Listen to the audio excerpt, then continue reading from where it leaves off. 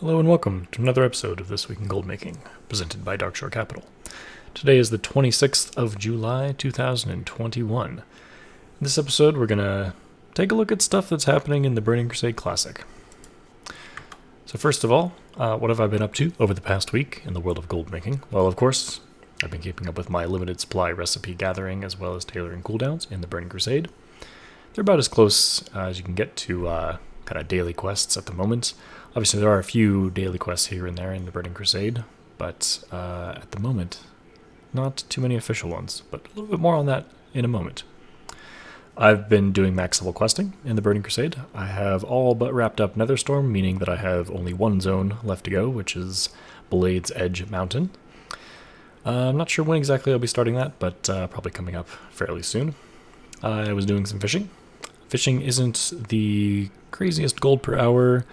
It kind of depends on how active you want to be, whether or not you have a fast mount in order to fly around and find the profitable schools of fish. But it is something that can be done somewhat AFK. I made a video about this recently that you may or may not have seen. And yeah, it can be just a nice little extra supplemental amount of gold, which if you combine that with other things such as limited supply recipe gathering and doing your daily cooldowns, it can all of that can eventually add up to a decent amount of gold that's going to be coming in on a daily basis. And then lastly, in the retail World of Warcraft, I've been trying to keep up with selling my legendary materials and consumables that I had stocked up. Next week, I'm going to be doing a bit more of a focus on cooking in the Burning Crusade. I think that there's some potential to convert my fishing gains into even more with cooking, potentially even look at doing some mass crafting in order to take advantage of selling food on raid nights. No blockers at the moment. Let's go ahead and look at token prices for retail World of Warcraft. So I decided to include a little table of the previous week's highs and lows just for reference down there. But for this week in the European region, looks like we had about a low of 232,000 gold, a high of 249,000. So if you're looking to purchase a token sometime in the next week for use, purchase a token with gold, you're going to want to aim for about a 230,000 gold price range. And if you're looking to sell a token for gold, you probably want to look for somewhere in the 250,000 range. Similarly, on the US realms, we have the low of 166,000 and a high of 184,000. So if you're looking to buy a token for game time, 166,000 gold is about the price target you want to aim for. And if you're looking to sell one for gold, 184,000 gold is about the price target you'd want to try to sell it at. Looks like there was a pretty significant bump at the end of the week for the World of Warcraft US token price. That's somewhat interesting. That really was not mirrored on the EU side of things either. I don't have much of an idea of what could have caused that gradual rise and increase right at the end. But yeah, if anyone has any ideas of why that might have happened somewhere in the early morning of, looks like July 27th. So yeah, no idea on that one. Okay, so I wanted to talk a little bit about a couple things that's happening in the Burning Crusade Classic that I've noticed. So first of all, large prismatic shards. This is the higher item level blue disenchanting material that you get in the Burning Crusade. They've been on the rise for the past few weeks. I remember them being around 10, 11 gold at about the time that I hit level 70.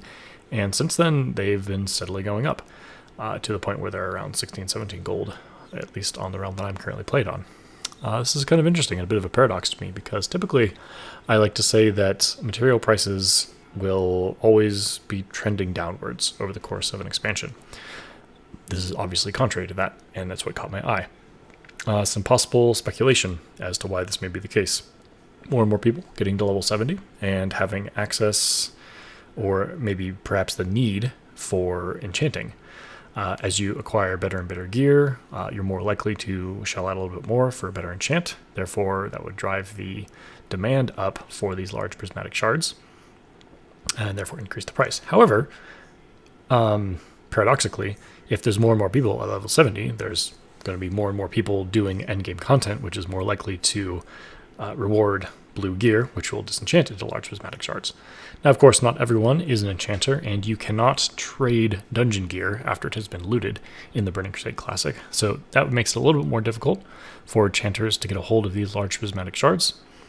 Perhaps also, now that enchanters have maxed out their characters and no longer have access to the blue rewards from questing, that's, another source of prismatic shards that are drying up.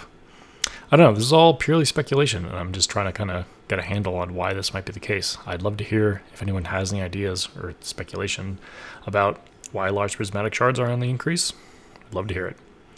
And then secondly, in the Burning Crusade Classic, of course, both fishing and cooking, to me, seem to be fairly cheap and easy to level up at the moment.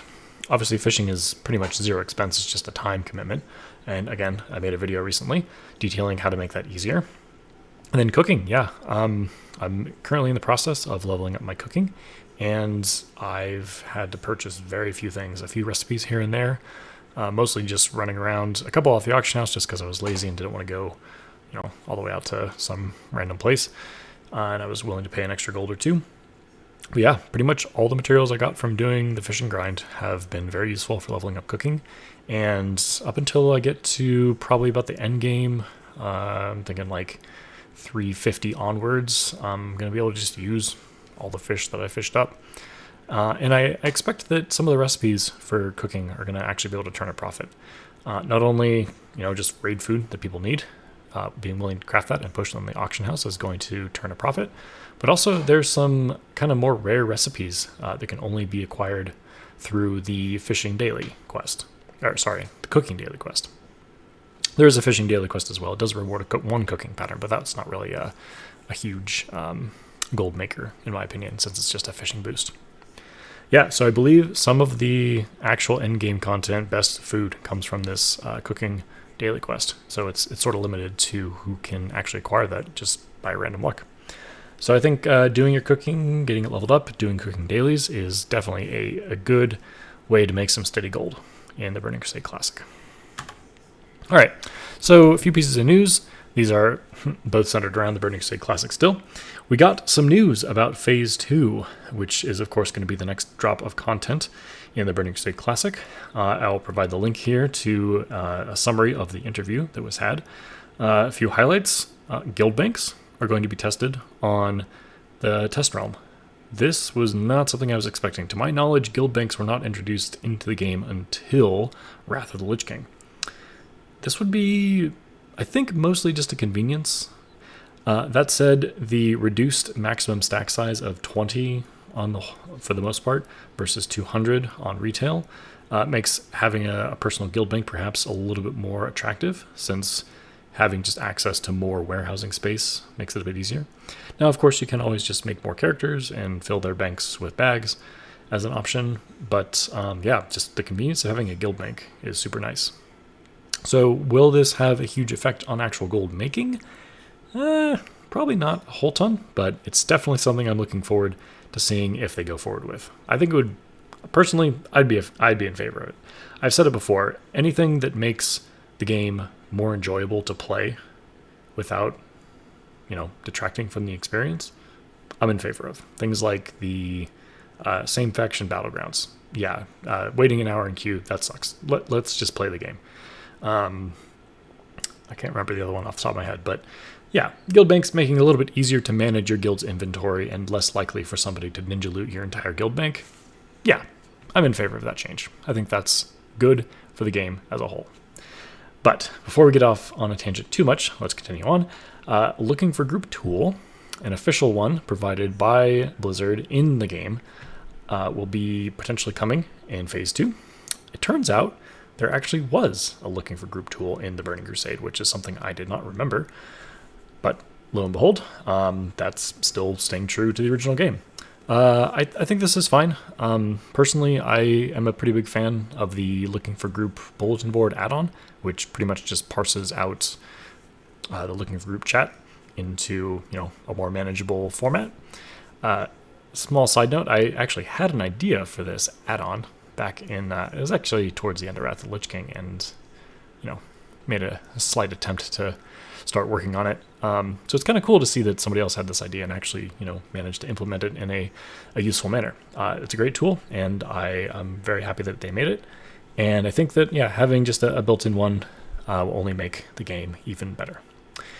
Just a quick note, this isn't going to be automated like the Dungeon Finder that was introduced in Wrath, and it will be pretty darn bare bones, pretty much almost exactly like the Looking for Group bulletin board add-on, simply the only difference being instead of the add-on having to try to parse out what you mean when you type, you'll be able to specify, a dungeon and a level, as opposed to just, having the add-on guess at what you mean.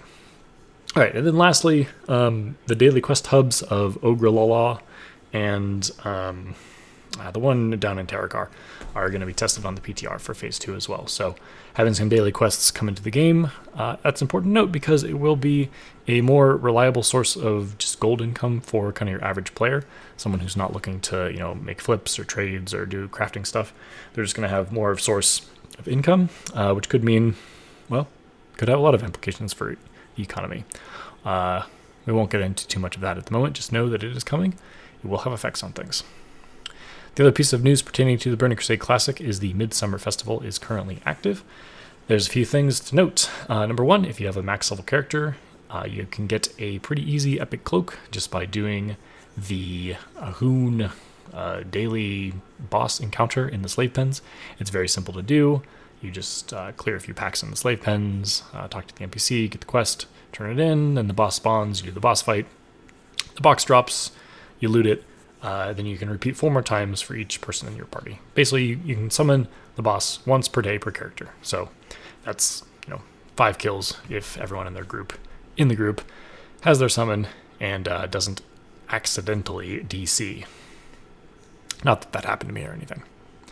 The boss drops a few other things besides epic cloaks. If you do it on heroic difficulty, you have a chance at getting a epic neck as well. And then there's a 2-handed staff that's a very good spellcaster staff for starting at level 70 characters. That has a very small drop chance, however. I think 1% for normal, 3% for heroic. And then there's also the possibility of getting an enchanting recipe. I believe it's called Death Frost. And it's not super important, and I actually haven't seen any reports of it actually dropping, so it's possible it might not even be in the game. But if you're an enchanter, just something to know. It might be worth doing every day just to try to get a chance at it. The Midsummer Fire Festival also provides an experience boost. I believe it's 10%. Basically, you just got to find the little campfires that are posted up all around the world. Go spin on the pole for, a minute or two, and you'll have an hour-long buff that'll give you 10% experience. Finding these bonfires will also give you a pretty decent amount of experience and or gold, depending on your level. For every quest you turn in, you get experience and or gold. The ones that I've turned in Outland have been rewarding me somewhere between 5 and 6 gold. So, nice little bit of extra gold for just running around doing things you would normally be doing. All right, that's actually going to do it for this week.